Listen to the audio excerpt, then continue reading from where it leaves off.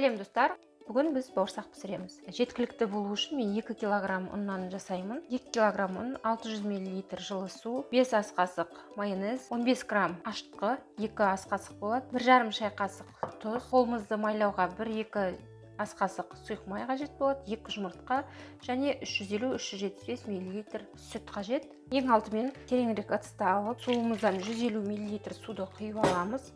Оған тұзды және ашытқыны салып жібереміз. Оған 2-3 немесе 5 ас қасыққа дейін салуға болады. Қою қаймақтың көлеміне жеткенге дейін ұн салып араластырып 10-15 минутқа қойып қоямыз.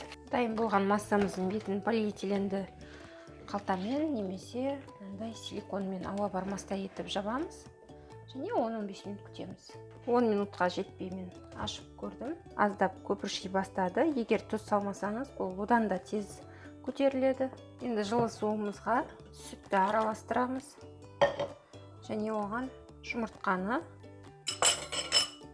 араластырамыз. Жұмыртқа араласып кету керек. Шанышқымен шайқап аламыз. Егер тұзыңызды осы сұйықтыққа да салуға болады, ашытқымен бірге салмасаңыз, ашытқыңызда тез көтеріледі және бірақ мұндағы жақта түбіне қарай тұнып, ортасында ірірек жүруі мүмкін.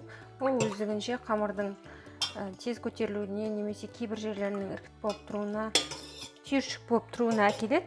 Ал біз дәл қазір тұзымыз барлығы әбден еріген, сүтіміз жылы, 2 кг қамырымыз жарты сағатта көтеріліп қалады. Және осыған барлық майонезді қосамыз. Жақсылап араластырып аламыз. Және осы дайын болған сұйықтыққа мұндағы ашытқымызды араластырамыз. Қамырымыздың ортасына ойықша жасап, дайындап қойған сұйықтығымыздан құйып, қамыр илеп аламыз. Бұдан үлкенірек ыдыста илеуге де болады. Үлкенірек ыдыста илесеңіздер, өздеріңізге өте ыңғайлы болады. Сұйықтықты бірнешеге бөліп қосамыз. 2-ге бөліп қосқан маған өте ыңғайлы. Өте жұмсақ қамыр илейміз. 4-5 минут илеудің нәтижесінде біз осындай қамырға қол жеткіздік. Енді қолымызды ақырын майлап, кішкене 3 минуттай илейміз. Яғни иін қандырамыз. Осылай сыртына май салып илеудің арқасында біз қамырымыздың созылмалылығын арттырамыз және қолымызға жабысқан қамырлар өздігінен қамырға жабысып қолымыздан ажырайды. Қамырымыз дайын. Қақпағын жауып, жарты сағат 40 минутқа қалдырамыз. Қамырымыз жарты сағат тұрды, көтерілді және оны қайтарып илейміз. Қайтарып илеп алған қамырды силиконның үстіне, төсемнің үстіне төсеп, оны 3 немесе 4 бөлікке бөліп аламын. Өз кезегінде маған пайдалануға ыңғайлы болмақ.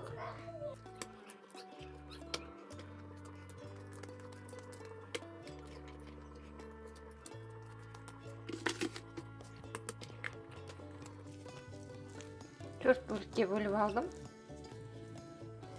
Және бұлар өз кезегінде маған пайдалануға өте ыңғайлы болып тұрады.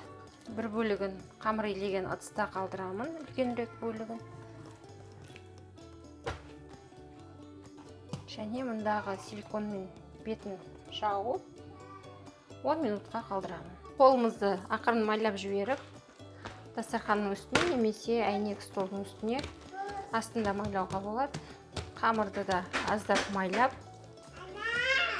қолымызбен жан-жағына қарай жайып, немесе оқтауды пайдалана отырып жайып, бір тегіс жайлап оқтаумен жайсаңыздар, қамырды кесуге дайындап аламыз. Осылай жайылған қамырымызды кез келген дөңгелек мойыны бар нәрсемен кесіп аламыз.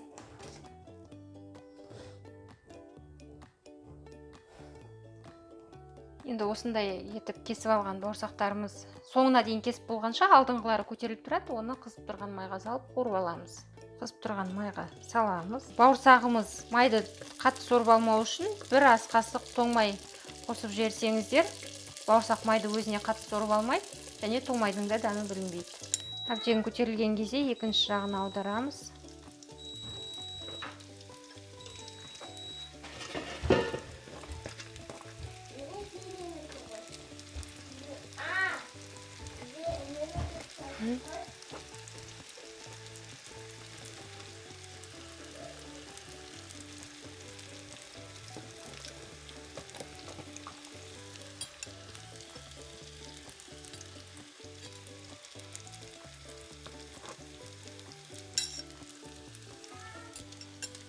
бауырсақ жылдам қызарсын десеңіздер, осы 2 килограмм ұнның бауырсағына 2-3 ас қасық қант қосып жіберуге болады. Қант қосылған бауырсақ тез қызарады. Бір кісілер бұған дейінгі біздің арнамызда үлпілдек бауырсақ деген рецепт бар. Сол рецептпен жасасаңыздар да өте дәмді, өте күшті бауырсақ шығады. Және ол жерде рецепт құрамында бауырсақтың қант бар.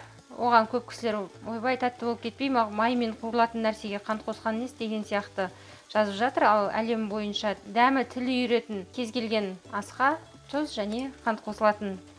Ескерте кетем, ол мейлі ет болсын, ол мейлі ащы тамақ болсын, олардың барлығының құрамында қант болады. Сондықтан қантты тәтті болып кетеді екен-ау деген қорқынышты алып тастап, аз мөлшерде қоссаңыздар, қосуға болады.